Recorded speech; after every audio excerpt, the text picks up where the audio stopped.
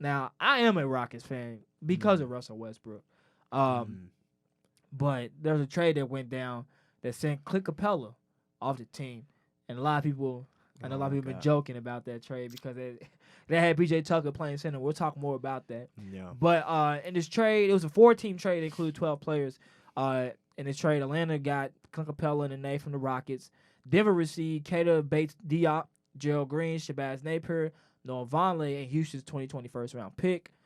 Houston received Jordan Bell, who they sent off to Memphis, and Robert Covington, Golden State's 2024 second-round pick.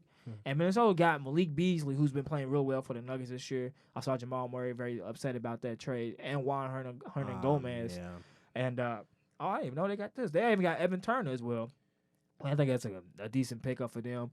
Jared Vanderbilt, a UK alum, and Brooklyn's 2020's first-round pick, lottery protected via Atlanta. What you think about this trade? I like what Atlanta got. Clint Capela, Nene. They got more bigs to go with Trae Young. Man, Trae Young's fun to watch, man. Yeah, he is fun to watch. He's the first time also. Shout out Trae Young. Yeah, shout out Trae Young. But I think out of all these teams, Atlanta definitely won out of all these teams. Houston surprised me, man, because I didn't think they would give up Clint Capela like that. But obviously, I guess they're going for small ball, so that's going to be interesting to watch. Yeah, I think, like you said, Atlanta didn't win this trade because Capela going along with a John Collins and a Trae Young. I think it adds to their bigs because John Collins, who's playing real well this year. Granted, he had that PED suspension early in the season for 25 Atlanta. games. I think Capela adds to that offense right there. I think it's really good pickup for them. I like Atlanta. Yeah. And so as you touched on, why did the Rockets actually give up Clint Capela? And I was talking to some people, and I was even talking to one of my friends last night about this, just saying that this is D'Antoni's intentions. He wanted to do this trade, and this is kind of like, I would say, D'Antoni's last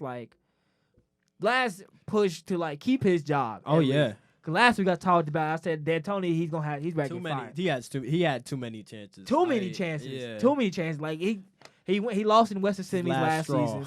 This is his last straw. Yeah. He lost Western Conference Finals the year before that, and he's trying to do something new because D'Antoni's known for being an offensive innovator and bringing new concepts to the game, kind of pushing the tempo. He's been doing this since Phoenix days back with Steve Nash, and we're seeing it now that he's doing it with James Harden with this system, and he's kind of making it different. And we seen it on display last night actually against the Lakers. Yeah. To surprise of many, not kind of the surprise of me too, but as I was watching the game, I was like, nah, this actually might work. I mean, you never know, but when you go into the playoffs, you got the Lakers, and you know how big they are. They got McGee, they got Davis. Yeah, but is small ball gonna work? The game is gonna slow down in the playoffs. It proved to work last night, as we've seen, because the Rockets beat the Lakers 121-111. Now, granted, one of the Lakers' downfalls is their perimeter defense.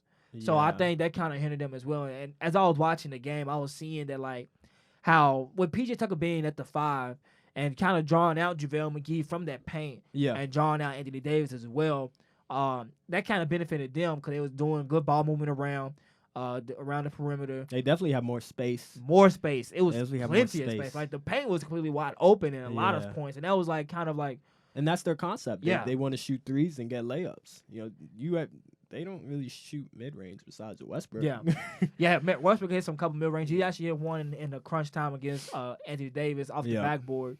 Rocco, who actually played last night as well, he hit a 3 in the corner to kind of ice the game a little bit against Anthony Davis. He played real well last night. But one thing I did see, and I kind of made note of this, and I didn't hear too many people talk about this, with them being so small, playing this small ball type of lineup. Last night I saw Westbrook, Harden, Covington, and Tucker all had 4 fouls each. So we see how are they gonna guard? That's a big point right there. How is this gonna go on against bigger teams? Because you being a basketball player, you being I wouldn't say you a small guy. You my height, a little bit taller. But playing against a big man, what do you how do you guard a big man without fouling him most of the time? Talk to me about that. Well, it depends. When you guard a big guy, they're gonna try to post you up. Right. So you either confront it, or call for the double or try to strip them when they go up. But that's not easy, you know. That's definitely not easy. Yeah, and especially in the NBA. Like I've seen, like I said, there's a lot of foul calls being called right there. Yeah. And there were some possessions. Like I remember Robert Covington came up from behind Anthony Davis and blocked his shot. Yeah. When he's going for layup in the crunch time. So like you said, doubling that kind of helped a little bit. Yeah, man. But playing against the big man, kind of backing him down, kind of like trying to hold them up, you are gonna get them foul calls, especially in the NBA. Yeah. So I think it kind of like it's gonna be defense is definitely gonna be a challenge for Houston. You know, when you're playing a big like AD, he's a bucket, man. but last night as I was watching, he wasn't like really attacking as he should. Right. And like you said, they were stripping him. Yeah. And they was like playing good perimeter defense because that's one thing that was a plus for this team. Yeah. And losing Capela, they do get better defense perimeter, like on the perimeter, but in the post. It wasn't as good. Scary. Yeah. Do you think going forward, you think the Rockets can keep this up? Like, do you only see them beating teams who are weak in perimeter defense, or can you see them like actually? I mean, being a winning formula? What I think is, I think they can keep it up in the regular season. Mm-hmm. They're 11-1 without Clint Capela. Yeah. So that's impressive. But when you go into the playoffs, the game's gonna slow down. And you're going to be going up against the guys like AD and deep in the postseason. You know, look at Clippers. They're big. And then they are, Milwaukee, oh, my. Yeah, they're huge. So Milwaukee's definitely big. Yeah, so, I mean, I think they're trying to copy off of the Golden State small ball. Yeah, with the Hampton play 5 style. lineup. Yeah, but that would work 2 years, maybe 3 years ago. But the game has changed this season, man. I think, like I said, I think against some teams who are weaker in perimeter defense, I think they can like overcome like beating some bigger teams. Yeah. But on teams like a Milwaukee Bucks or like a Los Angeles Clippers who are better on the perimeter defensive side, I think it's going to kind of be a problem. And I'm intrigued to see how this works against those type of teams, because that's where we'll really be able to gauge and see if this team and this formula can actually work and go along in like the season and the playoffs all together. Right. Last night, James Harden, as I mentioned on the show last week, he didn't have a good shooting night, going 3 for 10, finishing with 14 points, 7 assists, and 7 rebounds.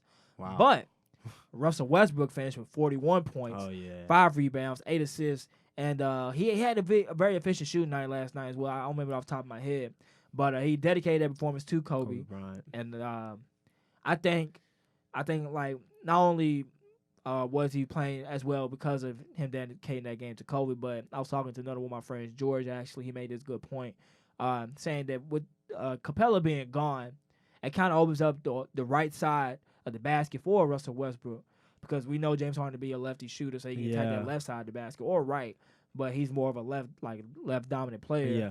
But Russell being more right-handed, him going to that right side of the basket, that and Capela being gone and not clogging at the paint. There's a lot more space. Yeah, there's a lot more space. So I think that kind of helped. But I don't know. Steven Adams was in the post too, but that kind of worked too. But he kind of dropped off the pass right there too. Yeah. So, but Russell did play well last night. And like I said, with this trade, I think we'll see as the season progresses and goes on forward. We'll see how this plays out for them. Yeah.